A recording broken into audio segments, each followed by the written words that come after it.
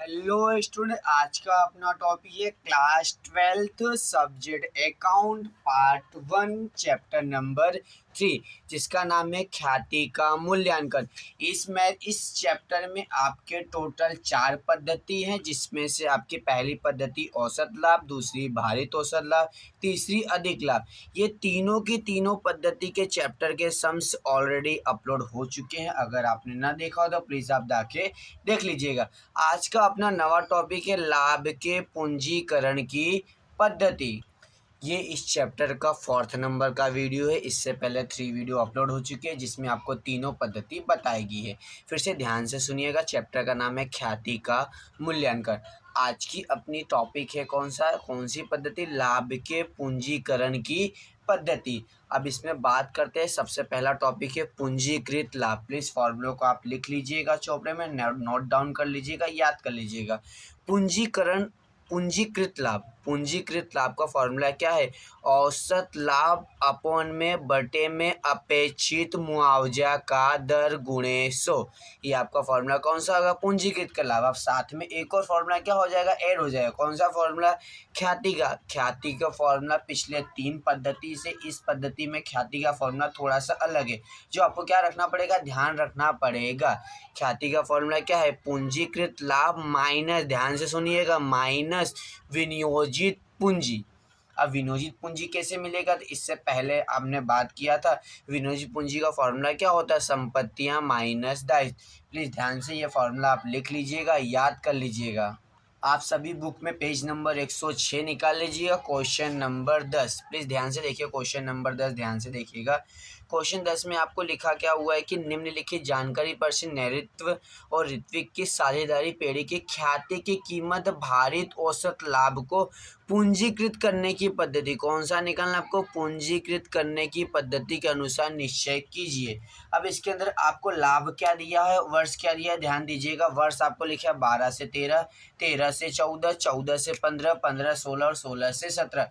अब लाभ को अगर आप ध्यान से देख रहे हो तो 45,000, 50,000, 65,000, 75,000, 90,000। अब लाभ में अगर ध्यान से देखिए, प्लीज ध्यान से देखिए, लाभ में सतत क्या हो रही है? वृद्धि हो रही। क्या हो रही है? वृद्धि हो रही है। अगर लाभ में सतत वृद्धि हो तो कौन सा लाभ निकालना होगा? तो आपको निकालना होगा भारित औसत लाभ। इस सम्स में आपको लिखा हुआ है। अब ध्यान दीजिएगा, सम्स को मैंने कुछ शॉर्ट ट्रिक में मैंने आपको उतार लिया, यहाँ पर लिख लिया। अब ध्यान दीजिएगा, सबसे पहले क्या करना है आपको? सबसे पहले आपको फॉर्मूला लिख देना है। क्या कर देना है? फॉर्मूला लिखना है।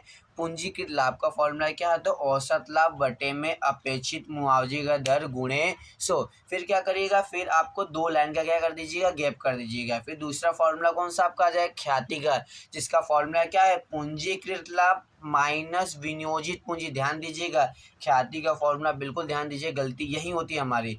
पूंजीकृत लाभ माइनस क्या करना है? विनियोजित पूंजी। अब हम बात करते हैं सबसे इंपॉर्टेंट टॉपिक, हमको क्या प्राप्त करना है? तो हमको प्राप्त करना है औसत लाभ प्राप्त करना है। अपेक्षित मुआवजे की दर आपको सवाल में क्या हुआ है? आपको सवाल में दिया हुआ कितना दिया आपको? ध्यान देखिए, आपको 10 दिया। कितना दिया है? 10। तो हमने यहाँ पे क्या कर दिया? यहाँ पे हमने बटे में किए और गुणे 100 क्या कर दिया? अपनी जगह पर सेम है। और अपेक्षित मुआवजा कितना मिल गया हमको? 10 मिल गया। अब हमें औसत लाभ हमको दिया हुआ नहीं है, ध्यान से देखिएगा, हमें औसत लाभ नहीं दिया हुआ। लेकिन हाँ, ध्यान दीजिएगा, लाभ में क्या हो रही? सतत वृद्धि हो। तो कौन सा लाभ निकालेंगे? तो हम निकालेंगे भारित औसत लाभ। ध्यान दीजिएगा, भारित औसत लाभ निकालना है। चलो प्लीज वीडियो को ध्यान से देखिए और हाँ, कैलसी ध्यान से चलाइएगा। तो यहाँ पे मैंने कुछ वर्ष लिख लिया और लाभ लिख लिया। भार किसे देना है? अगर आपको याद हो प्लीज, अगर भारित लाभ नहीं निकालना तो 2nd नंबर वीडियो में इस मेथड को हमने अच्छी तरह से एक्सप्लेनेशन किया, मतलब हमने समझा है। तो भार का मतलब का आपको नंबर लिखना है, गिनती लिखना है। कैसे लिखेंगे?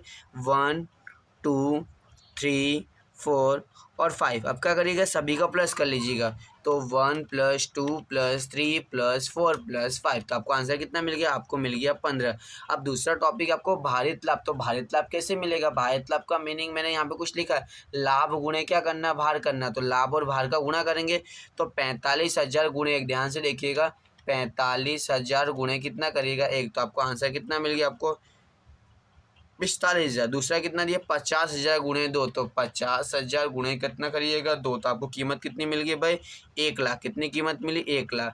65,000 गुणे 3 कितनी कीमत मिली 1,95,000, मतलब 1,95,000। दूसरा कितना लिखा 75,000, 75,000 इंटू क्या करना है आपको 4 करना है, मतलब 4 करना है। कीमत कितनी मिलेगी आपको 3,00,000।